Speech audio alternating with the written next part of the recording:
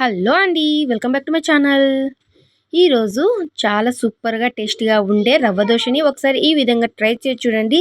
చాలా క్రిస్పీగా చాలా టేస్టీగా అయితే వస్తాయండి. ఫస్ట్ ఒక బౌల్లో ఒక కప్పు బొంబాయి రవ్వని తీసుకోవాలి. అలాగే ఇందులోకి ఒక కప్పు బియ్యపు పిండిని తీసుకోవాలి.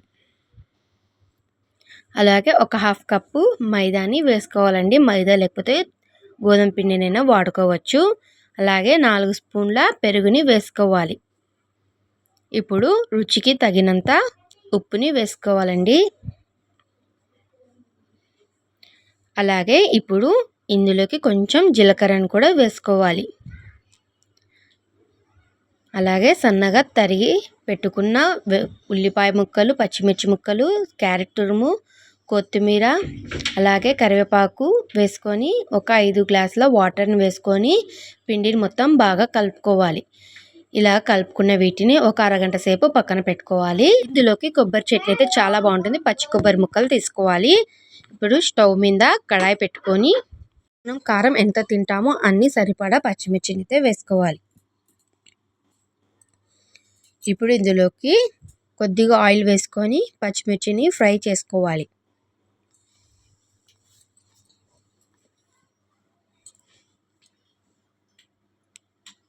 చూడండి, ఈ విధంగా ఫ్రై చేసుకోవాలండి.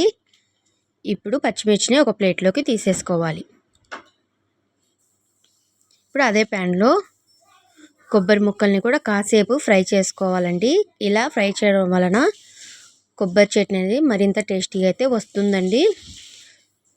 ఇప్పుడు లైట్గా ఫ్రై అయిన తర్వాత వీటిని కూడా ఒక ప్లేట్లోకి తీసుకోవాలి.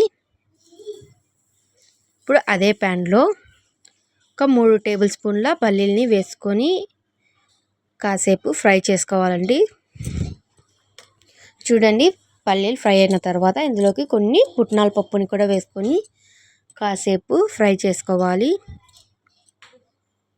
చూడండి, ఇలాగ ఫ్రై చేసుకున్న తర్వాత ఇప్పుడు స్టవ్ ఆఫ్ చేసేసుకొని మిక్సీ జార్లోకి పచ్చిమిర్చిని వేసుకొని ఒకసారి గ్రైండ్ చేసుకోవాలి. ఇప్పుడు ఇందులోకి పచ్చి కొబ్బరి ముక్కల్ని కూడా వేసుకోవాలి.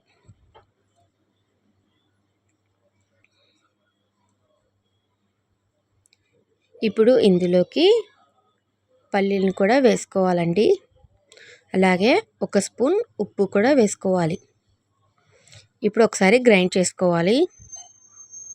చూడండి, ఈ విధంగా గ్రైండ్ చేసుకున్న తర్వాత కొంచెం చింతపండు నానబెట్టి ఇందులోకి వేసుకోవాలండి. అలాగే కొన్ని వాటర్ వేసుకొని ఇలాగా మెత్తగా మిక్సీ చేసుకోవాలండి. ఇప్పుడు ఈ చట్నీని పోపు పెట్టుకోవాలి. ఒక గిన్నె తీసుకొని అందులోకి 2 స్పూన్ల ఆయిల్ వేసుకొని ఆయిల్ బాగా హీట్ అయిన తర్వాత పోపు దినుసులు వేసుకోవాలి. చూడండి, లైట్గా ఫ్రై అయిన తర్వాత ఇందులోకి కరివేపాకు అలాగే ఎండుమిర్చిని వేసుకొని కాసేపు ఫ్రై చేసుకోవాలండి. అంతే, మనకైతే చట్నీ అయితే రెడీ అయిపోయింది. చూడండి, హాఫ్ అన్ అవర్ తర్వాత చూపిస్తున్నాను. పిండి అయితే బాగా నానిపోయింది. ఇప్పుడు స్టవ్ మీద ప్యాన్ పెట్టుకొని ప్యాన్ బాగా హీట్ అయిన తర్వాత దోశని ఈ విధంగా వేసుకోండి. చూడండి, ఇలాగా రావాలి. పైన ఆయిల్ వేసుకుంటూ ఒక సైడే మాత్రమే కాలనివ్వాలండి. క్రిస్పీగా ఉండే రవ్వ దోశలు అయితే రెడీ అయిపోయాయి. ఈ వీడియో నచ్చినట్టయితే లైక్ చేయండి, షేర్ చేయండి, అలాగే సబ్స్క్రైబ్ కూడా చేసుకోండి. Thank you.